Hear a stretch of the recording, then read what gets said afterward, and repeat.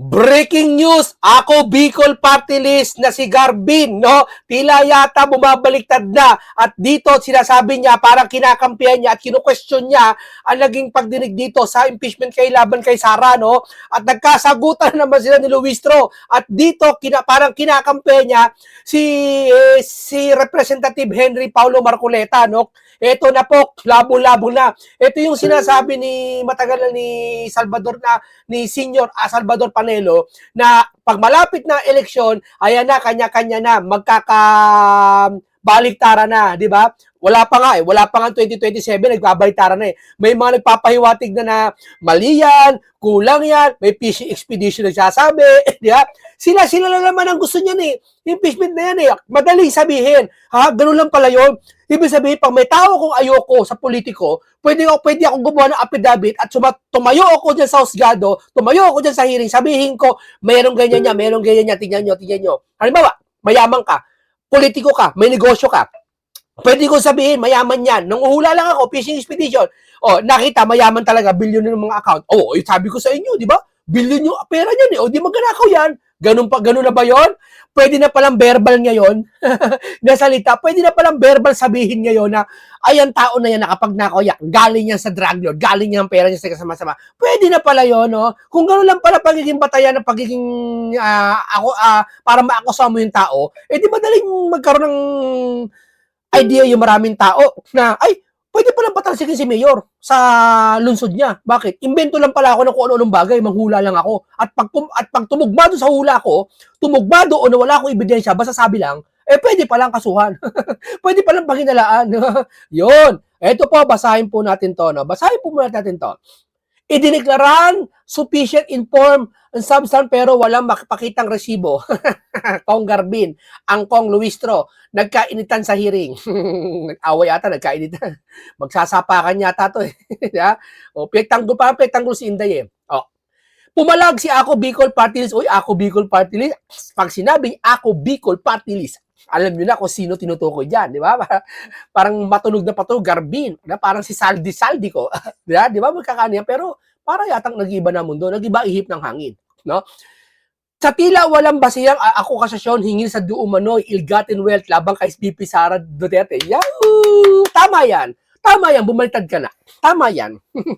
Sa naging pagdinig ng House Committee on Justice, sinuporta ni Garbin ang naging revelasyon ni Paulo Marcoleta na walang original impeachment complaint di umano'y reklamo patungkol sa yaman ni BP Sara ayon kay Garbin. Wala siyang kinakampihan na tao sa pagdinig, ngunit malinaw na kinuestionable ang pagpapatuloy ng investigasyon, gayon mismong ang komite ay walang maipakitang matibay na ebidensya tungkol sa aligasyon laban kay BP Sara. Para sumasabi nito ni Garbin, asan ang ebidensya, wala kayong mapakita. Dahil dito umalma si Kong Jinky Luistro at patuloy na nanindigan, hindi fishing expedition ang ginagawang komite. Kaya nagsabi, syempre, komite niyan eh. Syempre, ayaw nyo tanggapin yung pagkakulang niyan. Tanggapin nyo, para sa amin, fishing expedition yan. Di ba? Ngunit sige nga, ilabas nyo nga yung sabing pera ni Sara sa bangko na bilyon, kanino galing? Dapat alam nyo kanino galing. Di ba? Tama? Palagay natin talaga 6 billion ang transaction ni Sara. May pera siyang malaking pera sa bangko na dumaan. Sige nga, sabihin nyo nga kung saan galing yung pera na yun. Dapat matukoy nyo kung saan galing yun, ha? Sige nga. Hindi nyo matukoy, no? Basta sabi nyo na may transaction na malaki. Matibay na resibo para suporta ng aligasyon labang kay BP. Ngunit ayon kay Garbin, mismo ang opisina ng ombudsman ang kumimpirmang binabasa lamang nila ang mga numero sa SALE ni BP. Ngunit hindi nila masabi kung ito ay kinestyonable yaman o ill-gotten wealth ng Vice Presidente. Madaling sabihin na, ang yaman mo, bilyon ng pera mo, galing sa nakaw yan. Anong ebidensya mo na galing sa nakaw yun? Wala ka bang CCTV? Wala ka bang dokumento? Wala ka bang taong titistigo? Ito yung bangko? Ano? Wala ba? Painggan natin itong si Mr. Trillanes, ha? Kung may ebidensya siyang nilatag. Tama naman yung sinasabi niya. Opinion niya yan eh. Kanya yan eh. Baka mayroon naman siya nakitang bagay na nakita kay Sara. Pero dapat naglatag siya ng ebidensya. Tignan niya natin kung may ebidensya siyang ipapakita dyan o baka binabasa niya lang, sinasabi niya lang yan. Nalaman niya. Kasi ang isang bagay po na walang ebidensya, walang mapakita, pa sinabi mo, ikaw, nakita kita, ninakaw mo yung pera doon. Wala kang mapakita. Chismis yun. Di ba? Eh, tingnan, kayo na umusga kung chismis yung sinasabi niya, ha? Kayo na umusga. Ayoko umusga. 171.81 pesos. On 25 October 2011, nakatanggap si Hanilet Abansenya joint with Kitty Duterte ng 10,655,371.81 pesos mula kay Sami Uy. On 23 April 2012, nakatanggap muli si Hanilet Abansenya joint with Kitty Duterte mula kay Sami Uy ng 10,655,373.31 pesos. Ano yun? Lahat ng Duterte nakatanggap? On October 22, 2012, nakatanggap si Hanilet Abansenya joint with Kitty Duterte mula kay Sami Uy ng 10,655,373.81 pesos. Talaga may butal pa no? Butal ay, mabibigyan ko ng pera sa'yo ha. Dadagdagan ko 5 piso. Huwag na, hindi. O sige, 9 pesos dagdagan ko. Talaga may butal no? Hindi, pag withdraw sa bangko, syempre yun, nabawasan na, tax. 10 April 2013, nakatanggap si Hanilet Abansenya joint with Kitty Duterte mula kay Sami Uy ng 10,655,373.81 pesos in manager's checks. Ang total na natanggap ni Hanilet Abansenya joint with Kitty Duterte mula sa drug lord na si Sami Uy ay 53,276,860.55 pesos. Ang grand total na nakuha ng Duterte family mula sa isang drug lord na si Sami Uy ay 100. O sige, palagay natin talaga yung sinasabi mo, talaga, sige, sinasabi mo yan. O sige, may katotohanan, sige, maniniwala kami pansamantala. Ha? Pero sir, dapat naglabas ka ng ebidensya. Hindi, mali natin, di pa naman tapos baka maglalabas ng ebidensya eh. Kasi dapat mga ito siya sabi niya, ano ba, naglabas siya, kinuha talaga ito. Dapat may resibo, may ebidensya, hindi yung nakalatag sa papel, babasahin mo lang. Parang kahit saan korte makarating eh, kung maalusot yan, dinaya. Yeah. 81,653,487.36. Ang kopya ng summary ng mga transaksyon sa bangko na nagpapakita ng mga payout ng kilalang drug lord na si Sami Uy, kina Sara Duterte at sa mga malalapit na miyembro ng kanyang pamilya ay kalakip dito. Ito, punta na tayo dito sa sagutan nila Luistro at Garbin. Di ba kanina nasagutan ni Henry Marcoleta at Garbin at nila Abante. Ito naman, kay Garbin naman to. We were already through on that. We already approved, voted on the ultimate facts and the sufficiency in substance. And the annexes provided in the complaint, Madam Chair. So what we have here is an improvement of the complaint, of the complainant's evidence. Tayo yung nagpo-produce ng ebidensya eh. Tama. Which is not supposed to be the case. Representative to the Ombudsman. Kayo ay nagpresenta ng SALN and what was presented by your office are those SALNs under your custody and the entries, the official entries in those SALN. Tama po ba? Yes, Your Honor. But that entries does not say whether there is a misdeclaration, untruthful declaration, or willful non-disclosure that will lead to unexplained wealth. Tama po ba? Tama. Your Honor, binasa ko lang po kung ano yung, at kinonfirm ko lang po kung ano yung nakalagay sa SALN. Ibig sabihin, pagdating sa'yo, kinukonfirm mo lang. Pagdating sa kabila, kinukonfirm lang nila. Asa ng ebidensya na totoo lahat yan? I mean, o sige, may SALN na 1 bilyon. Halimbawa lang, paano nagkaroon ng 1 bilyon dyan, dapat may ebidensya ka. Na kung talagang ilgatin yan o hindi. Yaman na nakaw na yaman na, kung nakaw na yaman yan o hindi. Honorable Alam mo ako, kinalkal mo bangko ko, nakakita ka ng 2 milyon. Pwede mo ba sabihin nakaw ko yon? Pwede. Kung paparatangan mo lang ako na wala kang ebidensya. Ha? Pero kung talagang dadaan mo sa legal, anong katibayan mo na nakaw ko yon? Di ba? Garbin, I'm afraid but we are not allowed to raise questions which will go beyond Ay, Diyos ko po. what appears in the SALN. That's Concerned why, SALN of the Vice Madam Chair, I President. just need confirmation whether that Yes. presentation Issues concerning yields this to the declaration. yields in support to the complainants. First of all, Madam Chair, wala yung complainant dito eh. I understand, but please limit your questions to And that's why I want to ask contents of the sana yung affidavit. complainant contents of the as SALN. to his allegation because it was pointed out that the Salden was only part of a broader allegations of unexplained wealth. But as correctly pointed out by Mr. Marcoleta or Congressman Marcoleta, those Salden that was or Asar na asar yung katabi niyo. Yung mukha, oh. Gano'n na gano'n yung mukha. that we want to specifically pinpoint that have material misdeclaration or untruthful declaration was never attached in the first place. We are in the not complaint. yet on that, Honorable Garbin. We are were only on the existence of the SALN. we were already through on that. We already Nagkainitan na. approved, voted on the ultimate facts and the sufficiency in substance. And the annexes provided in the complaint, Madam Chair. So what we have here is an improvement of the complaint, of the complainant's evidence.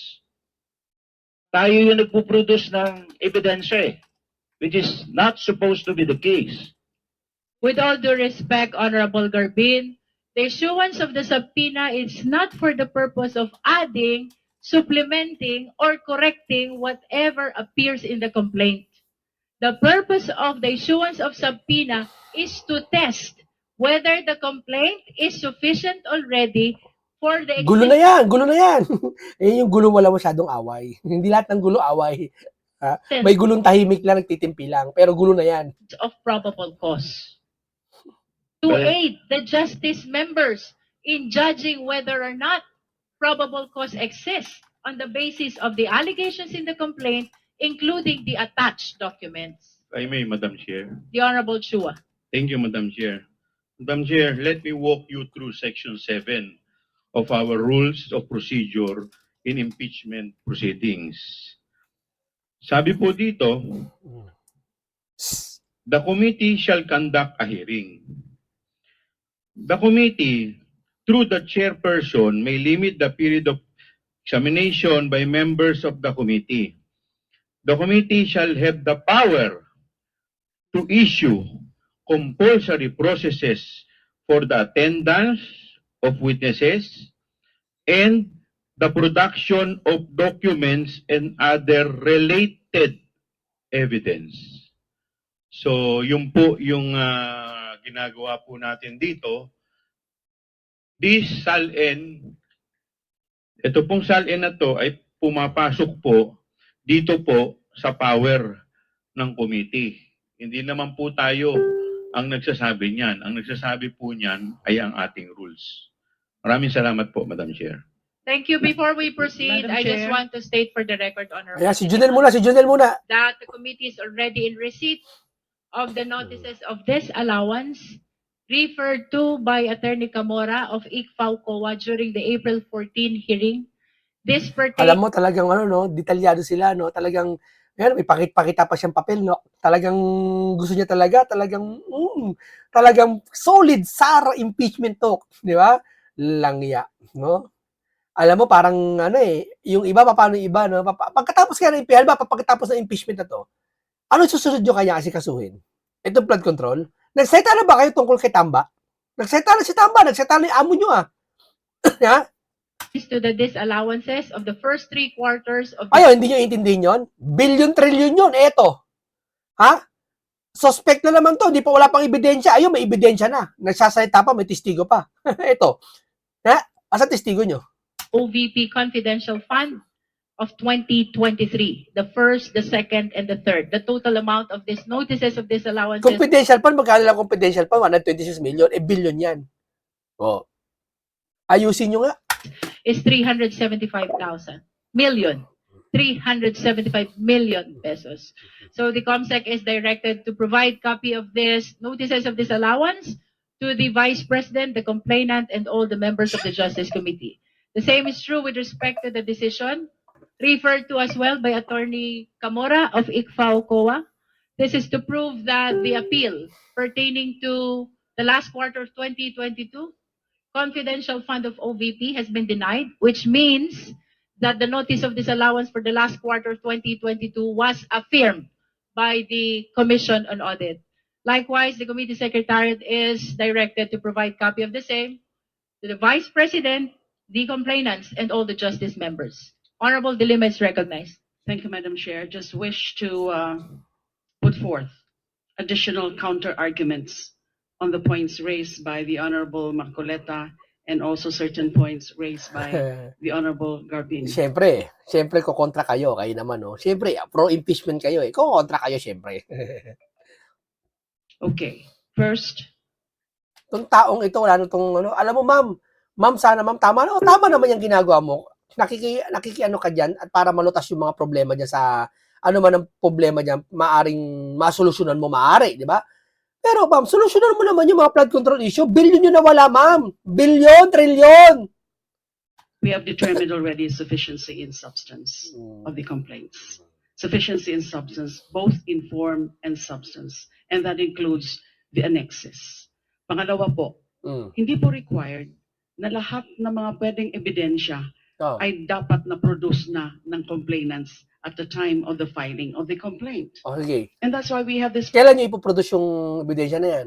processes of subpoena para makalakap ng mga ebidensya na nakasabi sa complaint tsaka yung mga related evidence. Ang importante po dito, especially in the issuance of subpoena, Wala lamang kayo nasumpi ng isang ebidensya man lang dyan, makapagpapatibay, puro salita lang, ma'am. Wala naman ba kayo dyan, kahit isang piraso man lang, ito, totoo to. Ito, wala naman kayo na, ma'am. na yung requirements of specificity or sufficiently describe yung mga dokumento na pinapaproduce at yung relevance to the issue. Wala pong duda dun sa mga subpoena po natin ng production for the production of specific documents like respondent SAL-Ns, the AMLAC records of the flagged bank transactions of the respondent, the records of her corporate holdings, records of her financial transactions. These are all relevant to the grounds alleged in the complaint. They directly relate to the issues actually and specifically raised in the third and fourth impeachment complaints, the Sabalia et al. And Cabrera complaints, particularly that respondent purportedly engaged in culpable violation of the Constitution, graft and corruption, bribery, including the accumulation of unexplained and or ill-gotten wealth, and her ownership of secret bank accounts worth millions, if not billions of pesos, all of which she did not declare in her SAL-Ns. Doon sa punto na ini-improve daw po natin. Actually, there's nothing wrong about that, improving the evidence that are sought to be presented by the complainants, kasi tayo nga po ang magiging prosecutors later, and we are determining at this point the existence of probable cause, and therefore we need the guidance of any other relevant evidence para makarating po sa determinasyon na yan ng existence of probable cause. We develop, we improve. Ang galing na itong taong ito, no, pag sa mga impeachment, no. Kung yan, ma'am, yung galing mo sana, ma'am, pakiramdam mo lang, ha. Hindi ko nagagalingan sa'yo, pero baka pakiramdam mo lang, magaling ka. Yung galing mo na yan, kung dinaan mo sana sa lahat ng bagay, hindi lang kay Sara, kundi sa flood control issue, sana marami ka nalutas, ma'am. Kaya hindi kami naniniwala sa'yo, ma'am, eh. Di ba? Kasi isa lang nilulutas mo, eh. We ask for other additional evidence as long as they are relevant to the issue or issues as alleged in the complaints. So wala pong mga linalabag dito na mga principles pagdating po sa Mm. tungkol doon sa kailangan ba na linalagay lahat o pinipresenta na lahat sa complaint pa lang? Mm. So malinaw po yan, Madam Chair, hindi po kailangan. Thank you. Madam Chair, The Honorable Sel Jokno is recognized. Yes, thank you, Madam Chair. Wala naman pong pinagkaiba ang ginagawa ng Committee on Justice dun sa ginagawa ng isang prosecutor na nagko-conduct ng preliminary investigation. Just like Alam mo kung nandiyan si Senator Marcoleta, nako, hindi kayo ubra lahat. the prosecutor under the rules of the House, we have the power to issue subpoena to determine what used to be called probable cause, although what is now called certainty of conviction. And para sa akin, mas mahalaga pa nga yung tungkulin natin na yon dahil wala pa naman po tayo sa adversarial stage. We are very clearly in the inquisitorial stage where we are meant to inquire whether there is sufficient probable cause. Kaya po tayo binigyan ng ngipin ng House rules para makapagsabpina ay para nga makita ang ebidensya. And I'm very disappointed. Kung gano'n, ba't ayaw tanggapin yung sinasabi ni Henry Marcoleta kanina, fishing expedition pa lang yan? Tanggapin nyo. Pointed at any attempts to remove that power from us, because that is precisely why the Constitution requires that we conduct a hearing. Yung hearing naman natin, hindi para marinig natin yung salita ng iba't ibang mga nandito ngayon, kung hindi makita mismo yung ebidensya. Thank you, Madam Chair. Thank you. Chairman, Madam Madam Chair. Chair. Tanong, may nakita na bang ebidensya? Joke, may nakita na bang ebidensya? My The last Honorable manifestation. Garbin. Yan. At the outset, Madam Chair, let me state that I am for the truth and for knowing whether this Ang init ng ulo ng katabi nyo. Nakaganon, no? Nakita nyo? material or misdeclaration on the Salen. Malaking What I'm buto sa ilong, saying oh. here, the observance of procedural due process. Going back to the complaint, as stated, this specific Salen were not attached. Ano ka ba, bumabaltad ka na ba? Okay, papadaya, baka bala nyo, drama-drama ng lahat yan. And is a Ang observance totoo lang dyan, sigurado si Representative Marcoleta. of procedural due process. Ang tinatawag po doon, paano makakapagsagot yung isang respondent kung wala naman specific allegations doon sa mga iprinisintang Tama. Salen. Ano meron? We agree that we have compulsory processes to produce those documents relevant to this hearing. But the absence of giving opportunity to the respondent the right to be heard or to answer and those specific allegations, it's not even a specific allegation because it was part of a broader allegations of unexplained wealth. Ako po ay isang abogado bago mamabatas. Ako po ay dumaan din sa napakaraming preliminary investigation. And kung magpipresenta tayo dito ng dokumento na hindi natin bibigyan ng oportunidad yung Ebidensya. inaakusahan dito, then where is the procedural due process? That's why I'm saying, are we Honorable improving Garbin. the complaint? Or Honorable it is Garbin. better left to the impeachment court Teka lang. Sampalin mo. Teka lang. Magkasalita ako. to Sampalin mo present ng katwiran. all these documents so that the respondent will also have the right to confront those evidence presented against her Notice is being given to her. and the right also to examine those specific Salen that allege misdeclarations of unexplained wealth. Honorable Garbin, I just want to state for the record that since the start of the presentation of witnesses and evidence, we've been sending notices to the Vice President, to the respondent, and as a matter of fact, even after every resource person, we are calling the Vice President to check if she is present so we can cater the opportunity to be heard that you are mentioning. Alam mo, para may bias, no? Ang alam ko ang tama, pag ganito sa hearing, dapat wala kang kakampi.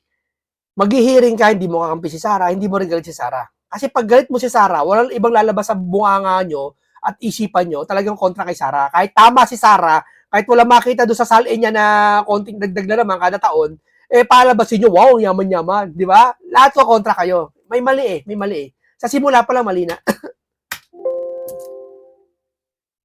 Honorable Garbin, in as far as due process is concerned, I honestly believe that this committee has been amply complying in providing the same to the respondent Vice President. And let us all be reminded that this issue raised by the Honorable Garbin is already pending before the Supreme Court. So with the indulgence of the justice members, perhaps we should leave this to the judgment of the Honorable Supreme Court. Okay, ang ganito lang po muna tayo. Kayo na bahala mag-judge dyan. Ay nako, di ba? Sabi ko sa inyo na, okay, hindi pa naman sakit tapos Huwag natin husgahan sila, hindi pa naman tapos Pero, pag ito, wala kayo napakitang ebidensya. Huwag nyo sabihin lahat ng sinabi nyo, totoo. Kailangan lahat ng sinabi na may isalin na yan, pakitaan nyo kung ba't lumobo yung pera, kung bakit may transaksyon na bilyon, di ba, sa AMLAC. Na sinasabi, bakit may bilyon? Dapat patunayan nyo kung ano yung bilyon na yun, kung galing ba sa kaban ng pera ng bayan, o baka naman galing sa negosyo, sa ano pa bang bagay, di ba? So, yun lang po, maraming salamat po sa inyo. Hanggang dito lang po, isang makabuluhan, paalam po sa inyong lahat.